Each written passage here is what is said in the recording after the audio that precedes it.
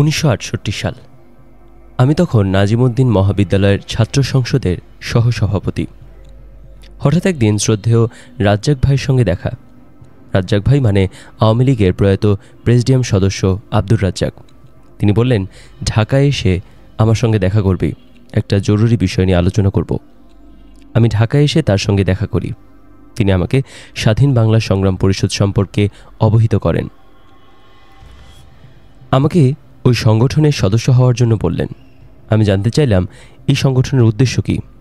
তিনি বললেন, দেশকে সশস্ত্র সংগ্রামের মাধ্যমে মুক্ত করতে হলে আমাদের একটা সাংগঠনিক কাঠামো তৈরি করতে হবে। এই সংগঠন দেশবাসীকে মুক্তির লক্ষ্যে উদ্বুদ্ধ করবে। এই উদ্দেশ্যে সদস্য সংগ্রহের কথাও বললেন তিনি। রাজ্জাক ভাই বললেন, কাজটি অনেক কঠিন। এই সংগঠনের সদস্যদের অনেক বিধিনিষেধ মেনে চলতে হবে। আমি নির্দ্বিধায় তার প্রস্তাবে রাজি হলাম এবং স্বাধীন বাংলা সংগ্রাম পরিষদের সদস্যপদ গ্রহণ করলাম। সদস্যপদ গ্রহণের নিয়ম অনুযায়ী রাজ্জাক ভাই আমার উমবি এবং আমি তার নিমবি। আমি যাদের রিক্রুট করব তারা আমার নিমবি হবে এবং আমি হব তাদের উমবি। এভাবেই স্বাধীন বাংলা সংগ্রাম পরিষদের সঙ্গে ধীরে ধীরে আমি জড়িয়ে পড়ি। এই সংগঠনের বেশিরভাগ সদস্যই ছিল ছাত্র। আমাদের এই সংগঠনের প্রস্তুতি ছিল দীর্ঘ সময়ের জন্য। 1971 সালে মাত্র 9 মাসের মধ্যে দেশ মুক্ত হবে, তখন তা আমরা কল্পনাও করতে পারিনি। আমরা দীর্ঘ প্রস্তুতি নিয়ে এগোচ্ছিলাম। 1970 সালের সাধারণ নির্বাচনে আওয়ামী লীগের পক্ষ থেকে সাধারণ মানুষ যে গণরায় দেয়, তাতে আমাদের স্বাধীনতা সংগ্রামের পথটা অনেকটা ত্বরান্বিত হয়। আমরা চিন্তাই করতে পারিনি এত তাড়াতাড়ি দেশ মুক্তির সংগ্রামে অবতীর্ণ হবে। 1970 সালের নির্বাচনের সময় আমি মাদারীপুরে অবস্থান করছিলাম। ওখানে সাংগঠনিক কাজের পাশাপাশি নির্বাচনী প্রচারণায় অংশগ্রহণ করি।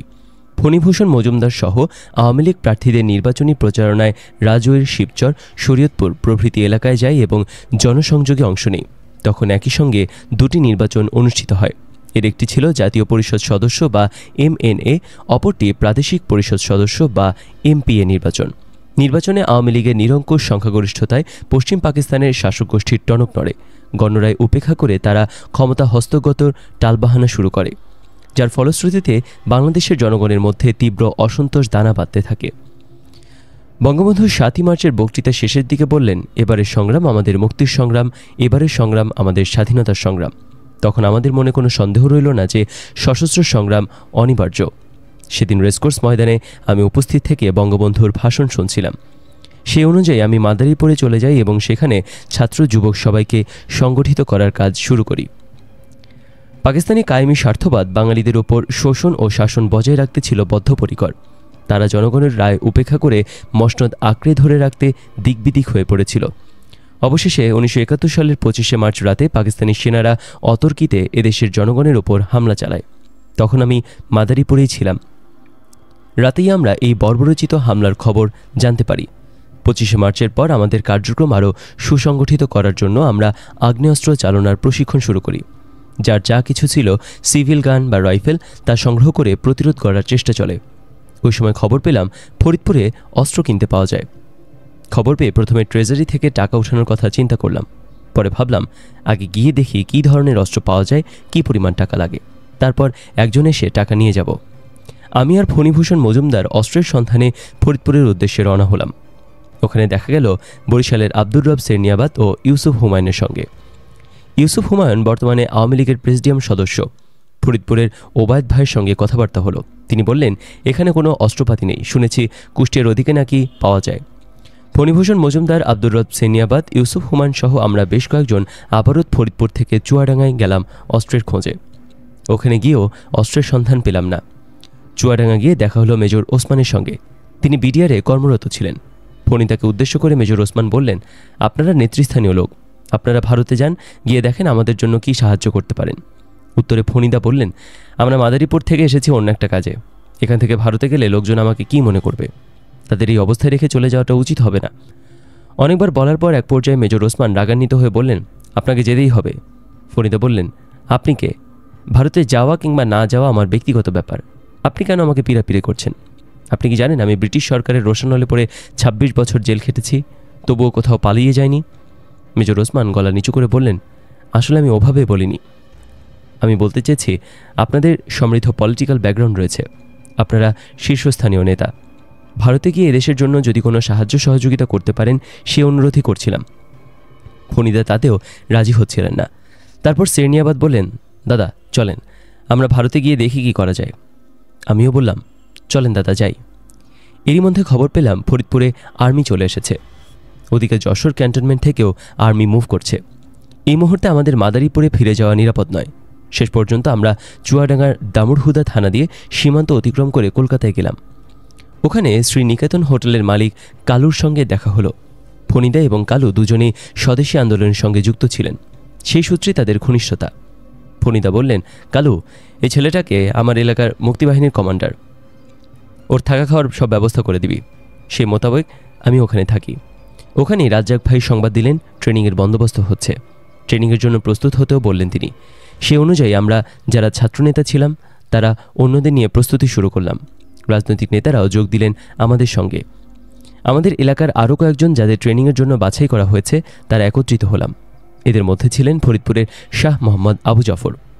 যাই হোক, প্রথম স্তরে সবাইকে তো আর ট্রেনিংয়ে নেওয়া সম্ভব ছিল না, তাই ওখান থেকে বাছাই করে পাঠানো হলো। এপ্রিল মাসের দিকে আমরা ভারতে বিএলএফ বা বাংলাদেশ লিবারেশন ফোর্সের সদস্য হিসেবে প্রশিক্ষণ নেই। বিএলএফ পরবর্তীতে মুজিব বাহিনী নামে পরিচিতি লাভ করে। ভারতে যারা প্রশিক্ষণের জন্য গিয়েছিল তাদের মধ্যে আমরাই ছিলাম প্রথম ব্যাচ। প্রথমে কলকাতা থেকে আমরা আসাম মেলে করে একটি ট্রানজিট ক্যাম্পে গেলাম। ট্রানজিট ক্যাম্প থেকে আমাদের একটি প্লেনে করে নিয়ে গেল সাহারানপুর। ওখান থেকে আর্মির ট্রাকে করে টান্দুয়া নিয়ে গেল, যেখানে পাহাড়ের ওপর ট্রেনিং ক্যাম্প ছিল। এর অবস্থান ছিল উত্তরপ্রদেশে। ওখানে আমাদের ক্র্যাশ ট্রেনিংয়ের ব্যবস্থা হলো। প্রধানত আমাদের ফিজিক্যাল ফিটনেস বাড়ানো এবং বিভিন্ন প্রকার অস্ত্র চালনার প্রশিক্ষণ দেওয়া হতো। পাশাপাশি থিওরিও শেখানো হতো, কিভাবে বোমা বানাতে হয়, কী কী উপাদান দরকার ইত্যাদি। আমরা তা খাতায় নোট করে নিতাম, কারণ আমাদের তো ধারণা ছিল না যে কবে যুদ্ধ শেষ হবে। হয়তো বছরের পর বছর যুদ্ধ চলতেই থাকবে। ট্রেনিংয়ে এই ক্র্যাশ প্রোগ্রামটা খুবই ডিফিকাল্ট ছিল, বিশেষ করে আমাদের জন্য। প্রশিক্ষণের এক পর্যায়ে দেখা গেল আমাদের মধ্যে অনেকের স্বাস্থ্য ভেঙে পড়েছে। ফলে ট্রেনিং কমান্ডার আমাদের জন্য স্পেশাল ভিটামিন সাপ্লিমেন্ট দিতেন। যতদূর মনে পড়ে ওখান থেকে 6 থেকে 8 সপ্তাহের মতো ট্রেনিং দেওয়া হয়। এরপর আমাদের আবারও কলকাতায় নিয়ে আসা হলো। জুন মাসের দিকে আমরা বাংলাদেশে প্রবেশ করি। সংখ্যায় ছিলাম 80 জন। 80 জনের মধ্যে কেউ কেউ ফরিদপুরে, কেউ মাদারীপুরে বা বরিশালের। তারা যার যার এলাকায় চলে গেলেন। আমি আমার এলাকা মাদারীপুরে ফিরে এলাম।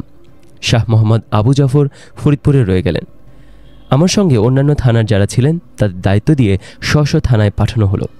এলাকায় গিয়ে প্রথমে ট্রেনিং ক্যাম্প স্থাপন করে ট্রেনিংয়ের ব্যবস্থা করি। আমি এলাকায় পৌঁছানোর আগেই মুক্তিবাহিনীর একটি গ্রুপ আমাদের এলাকায় অবস্থান করছিল। যদিও আমি মুজিব বাহিনীর দায়িত্বে ছিলাম, তারা আমাকে পেয়ে বেশ আনন্দিত হলো এবং স্বেচ্ছায় আমার সঙ্গে যোগদান করল।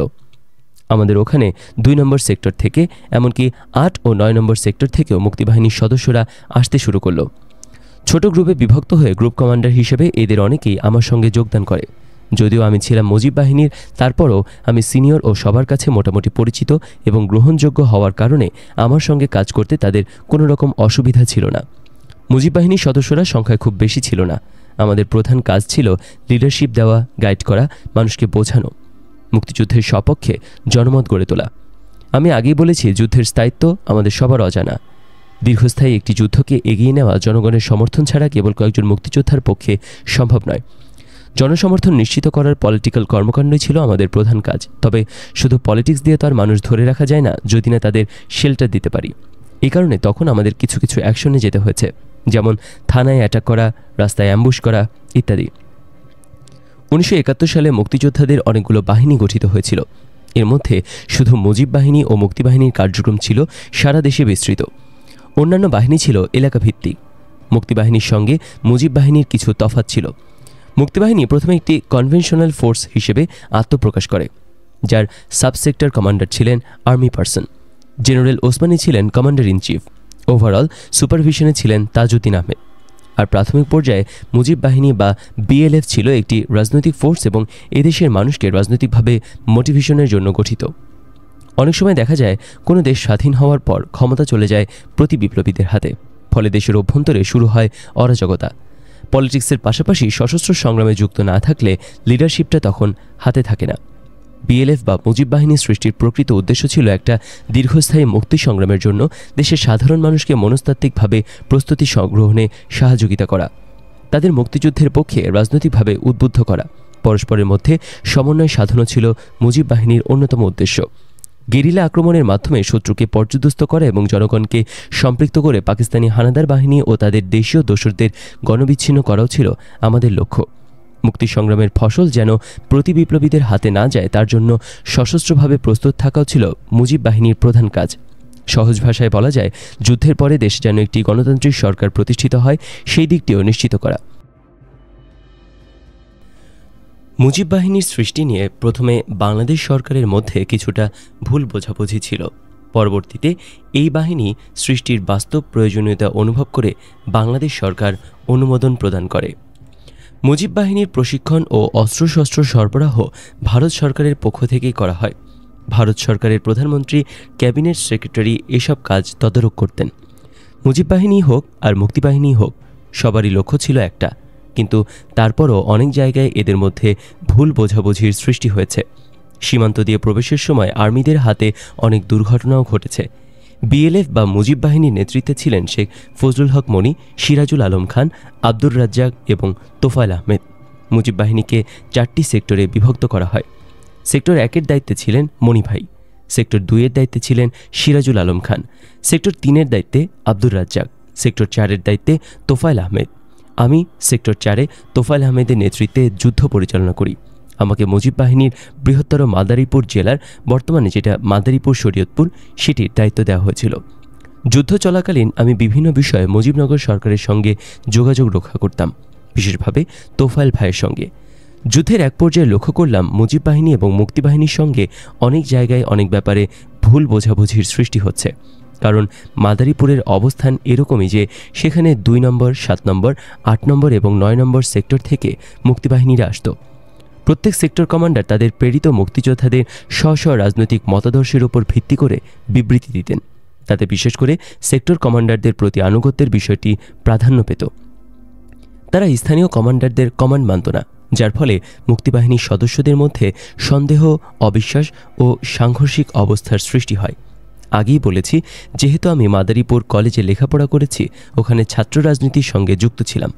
সে কারণে সব এলাকার ছেলেদের সঙ্গে আমার আগে থেকেই পরিচয় এবং সদ্ভাব ছিল। এই জন্য ব্যক্তিগতভাবে আমার কোনো অসুবিধা হয়নি। আমি মোটামুটিভাবে সবাইকে নিয়ে কাজ করার চেষ্টা করেছি। মুক্তিবাহিনী ও মুজিব বাহিনীর বিভিন্ন গ্রুপের মধ্যে মাঝে মধ্যে দ্বন্দ্ব দেখা দিত। আমি ব্যক্তিগতভাবে মাদারীপুরে সব থানায় গিয়েছি এবং চেষ্টা করেছি সর্বপ্রকার দ্বন্দ্ব মিটিয়ে সবাইকে নিয়ে মিলেমিশে কাজ করার জন্য। আমার মূল কাজই ছিল মুক্তিযোদ্ধাদের মধ্যে একটি সমন্বয় সৃষ্টি করা। তারপরও এক পর্যায়ে আমি বুঝতে পারলাম, যদি আমরা সমন্বয়হীনভাবে কাজ করি এবং মুক্তিযোদ্ধারা ভিন্ন ভিন্ন গ্রুপের হয়ে কাজ করে, তাহলে আমাদের স্বাধীনতা অর্জনের পথটি অত্যন্ত কঠিন হয়ে দাঁড়াবে। কারণ আমি দেখেছি বিভিন্ন কমান্ডাররা বিভিন্ন জায়গায় ইন্ডিপেন্ডেন্ট ওয়ার লর্ড হিসেবে কাজ করতে শুরু করে। মুক্তিযোদ্ধাদের বিভিন্ন গ্রুপের মধ্যে সংঘাত তীব্র থেকে তীব্রতর হতে থাকে। এর ফলে আমরা আমাদের অনেক বন্ধুকেও হারিয়েছি। পরিস্থিতি ক্রমান্বয়ে এমন আকার ধারণ করে যে দেখা গেল একটি থানায় 4-5 জনকে থানা কমান্ডার হিসেবে নিয়োগ দেওয়া হয়েছে। কারণ হিসেবে আগেই উল্লেখ করা হয়েছে যে এক এক সেক্টর থেকে এক একজনকে বিভিন্ন থানায় পাঠানো হয় এবং তিনি এসে নিজেকে থানা কমান্ডার হিসেবে দাবি করেন, যার ফলে বিভিন্ন কমান্ডারের মধ্যে অনৈক্য সৃষ্টি হতে থাকে এবং সংঘর্ষ দিনের পর দিন বাড়তেই থাকে।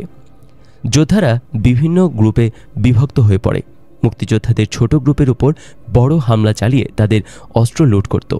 মুক্তিযোদ্ধারা যে একই ইউনিট একটি লক্ষ্যকে সামনে রেখে যুদ্ধে নেমেছে, সেটি আস্তে আস্তে ব্রেক করে ব্যক্তির প্রাধান্যটাই সামনে চলে আসতে থাকে। অধ্যায় 2। মুক্তিবাহিনীর সমন্বয়হীনতা এবং পারস্পরিক দ্বন্দ্বে সাধারণ মানুষের ভোগান্তি বেড়ে যায়। তাদের আচার আচরণে স্থানীয় জনগণ মুক্তিযোদ্ধাদের সম্পর্কে বিরূপ ধারণা পোষণ করতে শুরু করে। আমি বিষয়টির গুরুত্ব উপলব্ধি করে 5 পৃষ্ঠার একটি দীর্ঘ চিঠি লিখি তোফায়েল ভাইকে। এই চিঠিতে আমি বিভিন্ন স্থানের বাস্তব চিত্রের বর্ণনা দিয়ে অনুরোধ করি, যদি বিষয়টি কেন্দ্রীয়ভাবে সমন্বয় করা না হয় তাহলে একসময় তা ভয়াবহ রূপ নিতে পারে। পাকিস্তানি সৈন্যদের বিরুদ্ধে যুদ্ধে লিপ্ত না হয়ে তখন তারা নিজেদের শ্রেষ্ঠত্ব প্রমাণে একে অপরের সংহারে মেতে উঠবে। তাই আমি তোফায়েল ভাইকে বিশেষভাবে অনুরোধ করি যেন আমার চিঠির বিষয়বস্তু সরকারি পর্যায়ে জানানো হয়। সমন্বয় সৃষ্টি করার জন্য অতি সত্বর যদি ব্যবস্থা না নেওয়া হয় তাহলে একটা দীর্ঘস্থায়ী যুদ্ধকে সাস্টেইন করা আমাদের পক্ষে কঠিন হয়ে দাঁড়াবে। ব্যক্তিগতভাবে ভারতের সেনাবাহিনী বাংলাদেশের ভেতরে আসুক এবং আমাদের মুক্তিযুদ্ধে অংশগ্রহণ করুক, এটা আমি কোনোদিনই চাইনি। কারণ তাতে আমরা যারা মুক্তিযোদ্ধা তাদের অবদান অনেকাংশেই ম্লান হয়ে যাবে। অন্যের দেওয়া একটা স্বাধীনতা আমাদের কাছে আসবে, কিন্তু মুক্তিযোদ্ধাদের বিভিন্ন গ্রুপের সাংঘর্ষিক অবস্থা, ব্যক্তিগত স্বার্থে আধিপত্য বিস্তারের প্রবণতা দিনের পর দিন এমন এক অসহনীয় অবস্থার দিকে ধাবিত হচ্ছিল যে যুদ্ধের পরিণাম নিয়ে শঙ্কা সৃষ্টি করছিল। এক পর্যায়ে মনে হয়েছে যদি ভারতীয় বাহিনী বাংলাদেশের ভেতরে মার্চ না করত এবং 9 মাসে দেশ স্বাধীন না হতো, তাহলে এদেশের মানুষের দুর্ভোগের কাহিনী আরও দীর্ঘায়িত ও মর্মান্তিক হতো। যুদ্ধের এক পর্যায়ে সেপ্টেম্বর-অক্টোবর মাসের দিকে আমার শরীর ভীষণ খারাপ হয়ে যায়। কুরিয়ারের মাধ্যমে একথা জানতে পেরে শ্রদ্ধেয় ফণীভূষণ মজুমদার আমাকে একটি চিঠি লেখেন এবং কলকাতায় গিয়ে চিকিৎসা করার কথা বলেন। আমি যেতে পারিনি, কারণ আমার ভয় ছিল। ব্যক্তিগত উদ্যোগ ও চেষ্টার মাধ্যমে মুক্তিযোদ্ধাদের বিভিন্ন গ্রুপের মধ্যে সহযোগিতা ও সহমর্মিতার পরিবেশ বজিয়ে রাখার যে প্রচেষ্টা আমি অব্যাহত রেখেছি, আমার অবর্তমানে তা ভেঙে তছনছ হয়ে যেতে পারে। উল্লেখ্য, আমরা ভারতের প্রশিক্ষণ নিতে যাওয়ার পরপরই মাদারীপুরে পাকিস্তান আর্মি আস্তানা গড়ে। তারিখটি আমার সঠিক মনে নেই, হয়তো 17 থেকে 18 এপ্রিল হতে পারে। এরপরে আমরা প্রশিক্ষণ নিয়ে দেশে ফিরে এসে অন্য যোদ্ধাদের প্রশিক্ষণ দিলাম। মুক্তিযোদ্ধাদের সংখ্যাও দিন দিন বাড়তে লাগলো। একের পর এক গেরিলা হামলায় পাক সেনারাও দিশেহারা। 9 ডিসেম্বর মাদারীপুর আমাদের দখলে আসে। ওই দিন রাতে পাকিস্তানি সেনারা মাদারীপুর ছেড়ে চলে যায়। দেশ শত্রুমুক্ত হওয়ার পর যারা 70-এর নির্বাচনে জাতীয় পরিষদ সদস্য MNA এবং প্রাদেশিক পরিষদ সদস্য MPA হিসেবে নির্বাচিত হয়েছিলেন, তারা দেশের শাসনতন্ত্র প্রণয়ন পরিষদের সদস্য হন। তাদের বলা হতো MCA। দেশ শত্রুমুক্ত হওয়ার পরে 1972 সালের জানুয়ারি মাসে রাজ্জাক ভাই আমাকে চিকিৎসার জন্য PG হাসপাতালে নিয়ে যান এবং জাতীয় অধ্যাপক নুরুল ইসলামের অধীনে ভর্তির ব্যবস্থা করেন। হাসপাতালে থাকা অবস্থায় রাজ্জাক ভাই একদিন আমাকে বঙ্গবন্ধুর সঙ্গে দেখা করানোর জন্য নিয়ে যান। বঙ্গবন্ধু আমাকে দেখে জিজ্ঞেস করেন, তুই এমন কি করেছিস, সবাই তোর এত প্রশংসা করে? বুঝতে পারলাম মণি ভাই, সিরাজ ভাই, রাজ্জাক ভাই, তোফায়েল ভাই আমার সম্পর্কে বঙ্গবন্ধুকে অনেক ভালো কথা বলেছেন। কথাবার্তার এক পর্যায়ে বঙ্গবন্ধু জিজ্ঞেস করলেন, তুই কি চাস? উত্তরে আমি বললাম, বঙ্গবন্ধু, দেশের স্বাধীনতা পেয়েছি, আপনাকেও পেয়েছি, এখন চাওয়ার আর কিছুই নাই। বঙ্গবন্ধু তারপরও বারবার জিজ্ঞেস করছিলেন, বল কি চাস? তারপর একসময় বললাম, বঙ্গবন্ধু, ছোটবেলা থেকে আমার ব্যারিস্টারি পড়ার ইচ্ছা, যদি সম্ভব হয়। বঙ্গবন্ধু তার সচিব রফিকুল্লাহ চৌধুরীকে ডেকে বললেন, সরোয়ার ব্যারিস্টারি পড়ার জন্য লন্ডনে যাবে, কিভাবে এটা হতে পারে সে ব্যাপারে তার পরামর্শ চাইলেন। রফিকুল্লাহ চৌধুরী সাহেব বঙ্গবন্ধুকে বললেন, অতি সহজ ব্যাপার, সরোয়ারের জন্য একটা পার্সোনাল পোস্ট তৈরি করা হবে আমাদের লন্ডন মিশনে। সরোয়ার ওই পোস্টে চাকরি করবে এবং পড়াশোনা চালিয়ে যাবে। ব্যারিস্টারি পড়া শেষ হলে বাংলাদেশে চলে আসবে এবং ওই পোস্টটাও আপনা আপনি বিলুপ্ত হবে। বঙ্গবন্ধু তখন পররাষ্ট্রমন্ত্রী আব্দুস সামাদ সাহেবের সঙ্গে আলাপ করলেন এবং বললেন, একটা পদ সৃষ্টি করার জন্য। অতঃপর 30 জানুয়ারি পল্টন ময়দানে বঙ্গবন্ধুর কাছে অস্ত্র সমর্পণ করার জন্য আমরা 8 থেকে 10টি লঞ্চ যোগে মাদারীপুর থেকে ঢাকায় আসি। সদরঘাটে আমাদের অভ্যর্থনা জানানোর জন্য সিরাজ ভাই, রাজ্জাক ভাই, তোফায়েল ভাই উপস্থিত ছিলেন। তোফায়েল ভাই প্রথমে আমাকে বলেন, আমরা তোমার জন্য একটি নতুন দায়িত্বের কথা চিন্তা করেছি, মণি ভাই তোমাকে জানাবে। এরপর সিরাজ ভাই, রাজ্জাক ভাইও আমাকে একই কথা বললেন। ব্যাপারটা আমার কাছে রহস্যজনক মনে হলেও কাউকে জিজ্ঞেস করতে পারিনি। অস্ত্র সমর্পণের পরের দিন সিরাজ ভাই, রাজ্জাক ভাই, তোফায়েল ভাই আমাকে নিয়ে মণি ভাইয়ের বাসায় যান। মণি ভাইকে সঙ্গে করে আমরা বঙ্গবন্ধুর অফিসে যাই। সেখানে গিয়ে বঙ্গবন্ধুর বন্ধুবর আনোয়ারুল আলম শহীদের সঙ্গে আমার পরিচয় হয়। তিনি ছাত্রজীবনে ঢাকা বিশ্ববিদ্যালয়ের সলিমুল্লাহ মুসলিম হলের জেনারেল সেক্রেটারি ছিলেন। মুক্তিযুদ্ধের সময় টাঙ্গাইলে কাদের বাহিনীর পলিটিক্যাল কার্যক্রমের প্রধান হিসেবে দায়িত্ব পালন করেছেন। বঙ্গবন্ধু আমাকে দেখে বললেন, তোকে যে কথা দিয়েছিলাম তা রাখতে আমার কোনো আপত্তি নেই। তার চেয়েও আরেকটি বড় দায়িত্বপূর্ণ কাজের জন্য তোকে স্থির করা হয়েছে। আমি মুক্তিযোদ্ধাদের নিয়ে একটি নতুন ফোর্স গঠন করতে চাই। কমান্ডার যাকে বানাবো সে ইতোমধ্যে নির্ধারিত হয়ে আছে। আমি 2 জন ডেপুটি কমান্ডার চেয়েছিলাম। মণি, সিরাজ, রাজ্জাক, তোফায়েল সবাই মিলে তোকে এবং শহীদকে সিলেক্ট করেছে। পরে অবশ্য আরও কয়েকজনকে ডেপুটি পরিচালক হিসেবে রক্ষী বাহিনীতে নিয়োগ দেওয়া হয়েছিল। যা হোক, আমি বললাম, বঙ্গবন্ধু, আমরা স্বাধীনতা সংগ্রাম করেছি গেরিলা হিসেবে, কনভেনশনাল ফোর্স তৈরির কোনো অভিজ্ঞতা আমাদের নেই। কাজেই এই গুরুদায়িত্ব সঠিকভাবে পালন করা আমাদের পক্ষে কতটা সম্ভব হবে জানি না। তিনি বললেন, এটা কোনো সমস্যা হবে না, আমি বিদেশ থেকে তোমাদের উচ্চতর প্রশিক্ষণ গ্রহণের ব্যবস্থা করব। তবুও এই প্রস্তাবটিতে আমাদের দুজনের কেউই স্বস্তিবোধ করছিলাম না। যুদ্ধ শেষে সরকারি চাকরিতে যোগদান করব এমনটা কখনো ভাবিনি। শেষ পর্যন্ত সেটাই হলো। প্রশ্ন জাগতে পারে, আমার মতো আরও কত কমান্ডার থাকতে বঙ্গবন্ধু কেন আমাকে সিলেক্ট করলেন?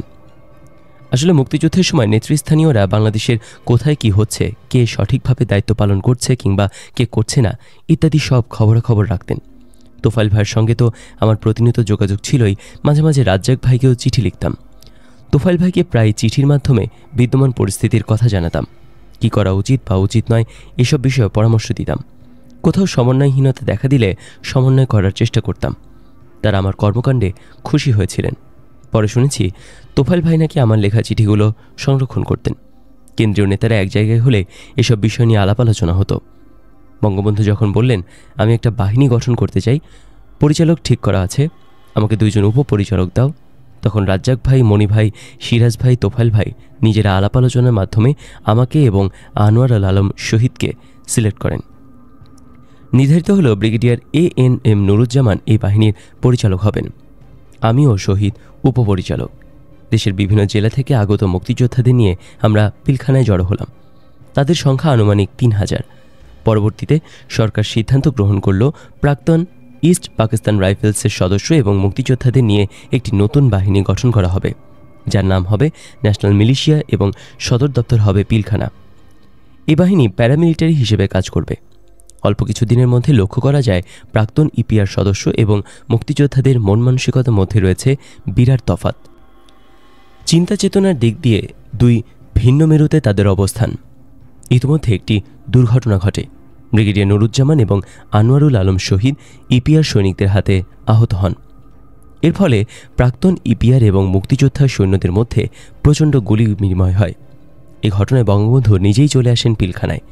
আমাকে জিজ্ঞেস করা হলে আমি বঙ্গবন্ধুকে ঘটনার বিবরণ দিই এবং বলি 2 বিপরীত মন মানসিকতা সম্পন্ন প্রাক্তন ইপিআর সদস্য এবং মুক্তিযোদ্ধাদের একসঙ্গে কাজ করা খুবই কঠিন। এরপর বঙ্গবন্ধুর নির্দেশে প্রাক্তন ইপিআর সৈনিকদের আলাদা করে দেওয়া হয় এবং সিদ্ধান্ত হয় মুক্তিযোদ্ধাদের নিয়ে যে নতুন বাহিনী গঠন করা হবে তার নাম হবে ন্যাশনাল সিকিউরিটি ফোর্সেস, সংক্ষেপে NSF। NSF শব্দটি আমার এবং শহীদের কাছে গ্রহণযোগ্য ছিল না, ফলে আমরা NSF-এর বাংলা জাতীয় রক্ষী বাহিনী নামকরণের পরামর্শ দিই। এভাবেই জাতীয় রক্ষী বাহিনী নামটির সৃষ্টি হয়। পরবর্তীতে রক্ষী বাহিনী অ্যাক্ট এবং অন্যান্য আইনকানুন নির্ধারণ করা হয়। 1972 সালের 8ই ফেব্রুয়ারি জাতীয় রক্ষী বাহিনী গঠিত হয়। অনেকের ধারণা মুজিব বাহিনীর সদস্যদের নিয়ে রক্ষী বাহিনী গঠিত হয়েছিল। আসলে তা নয়। এখানে মুজিব বাহিনী, মুক্তিবাহিনী, কাদের বাহিনীর সদস্য ছিল। এর বাইরেও অনেক মুক্তিযোদ্ধাকে রক্ষী বাহিনীতে নিয়োগ দেওয়া হয়েছিল। রক্ষী বাহিনীর কাপড় চোপড়, গোলাবারুদ, বুট ইত্যাদি ভারত থেকে আসত। সাভারের প্রশিক্ষণের জন্য ভারত থেকে প্রশিক্ষক আনা হয়েছিল। রক্ষী বাহিনীর অফিসারদের বেসিক ট্রেনিং ভারতে দেওয়া হতো এবং তাদের স্পেশালাইজড কোর্সও ভারতে করানো হতো। ভারতীয় সেনাবাহিনীর জলপাই রঙের কাপড় দিয়ে রক্ষী বাহিনীর পোশাক তৈরি হতো। এ কারণে রক্ষী বাহিনীকে ভারতের চর হিসেবে নিন্দুকেরা অপবাদ দিত। সত্যিকার অর্থে ওই অপবাদের কোনো সত্যতা ছিল না। আসলে সে সময় রক্ষী বাহিনীর মতো একটা ফোর্সকে সংগঠিত করার মতো আর্থিক সঙ্গতি বাংলাদেশ সরকারের ছিল না। দ্বিতীয়ত, এই বাহিনী তৈরির পেছনে আসল যে উদ্দেশ্য কাজ করেছে তা হলো সদ্য স্বাধীন দেশের সেনাবাহিনীর পরিসরের এবং সংখ্যা বাড়ানো হলে এই বিষয়টি ভারত সরকারের হয়তো ভালো দৃষ্টিতে দেখবে না। সুতরাং ভারতের সাহায্যে এবং সহযোগিতায় একটি প্যারামিলিটারি ফোর্স দাঁড় করানো। ভারত হয়তো মনে করবে এই ফোর্স তাদের অনুগত থাকবে। এ কারণে ভারত সরকার বিনা দ্বিধায় সব ধরনের সাহায্য সহযোগিতা প্রদান করবে। যদিও বিভিন্ন রাজনৈতিক দলের নেতারা রক্ষী বাহিনীকে সবসময় ভারত ঘেঁষা ফোর্স বলে আখ্যায়িত করতেন, কিন্তু এ ব্যাপারে বঙ্গবন্ধুর ভীষণ ছিল সম্পূর্ণ আলাদা। তিনি স্পষ্ট ভাষায় বলতেন, আমার ছেলেরা কোনোদিনও দেশের সঙ্গে বেইমানি করবে না। বঙ্গবন্ধুর নির্দেশ ছিল সম্পূর্ণ পরিষ্কার।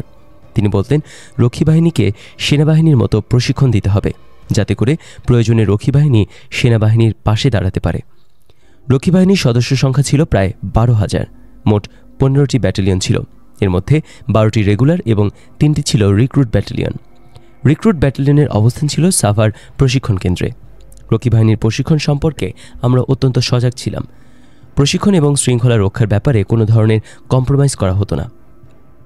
রক্ষী বাহিনীর কঠোর মনোভাব এবং সুশৃঙ্খল দায়িত্ব পালনের বিষয়টি ব্যাখ্যা করতে গেলে সেই সময়কার অর্থাৎ 1972-73 সালে বিরাজমান আইন শৃঙ্খলা পরিস্থিতির দিকে দৃষ্টি দেওয়া জরুরি। সেই সময় সারা দেশে প্রায় ৭০টি থানা লুট হয়েছিল। মা বোনেরা ইজ্জত সহকারে রাস্তায় চলাফেরা করতে পারতেন না। নিউ মার্কেটে বিশ্ববিদ্যালয়ের ছাত্রীদের ধরে তাদের পেটে আলকাতরা মেখে দেওয়া হয়েছিল। মানুষ নিরাপত্তাহীনতায় দিন কাটাত। বেআইনি অস্ত্র ছিল ঘরে ঘরে। সারা দেশে পুলিশ ফোর্স এফেক্টিভলি কাজ করতে পারছিল না। তাই প্রশিক্ষণ সমাপ্তির পরে ব্যাটালিয়নকে যখন বাইরে পাঠানো হতো, তখন আমরা একটা কঠোর ব্রিফিংয়ের ব্যবস্থা করতাম। সেখানে স্পষ্ট ভাষায় বলা হতো, দায়িত্ব পালনে গাফিলতি হলে কঠিন পরিণতি ভোগ করতে হবে। কারো বাড়িতে আগুন দিলে কিংবা কোনো বৃদ্ধ বা মহিলার সঙ্গে অসৌজন্যমূলক আচরণ করলে কঠোর শাস্তি পেতে হবে। কোনো সৈনিকের রাইফেল ছিনতাই করা হলে তার চাকরি চলে যাবে। রক্ষী বাহিনীর সদস্যদের উপর কেউ গুলি করলে পাল্টা গুলি করার নির্দেশ ছিল। তবে বাড়াবাড়ির ক্ষেত্রে পরিষ্কার নির্দেশ ছিল, authority will not tolerate any kind of excess initiatives unless it was found to have been done in good faith. এখানে উল্লেখ্য যে রক্ষী বাহিনীর সদস্যরা জেলা প্রশাসক বা মহকুমা প্রশাসকের নির্দেশ বা অনুমতি ছাড়া কোনো অপারেশনে যেত না। এসব ক্ষেত্রে তাদের সঙ্গে পুলিশ কর্মকর্তা বা ম্যাজিস্ট্রেট থাকতেন।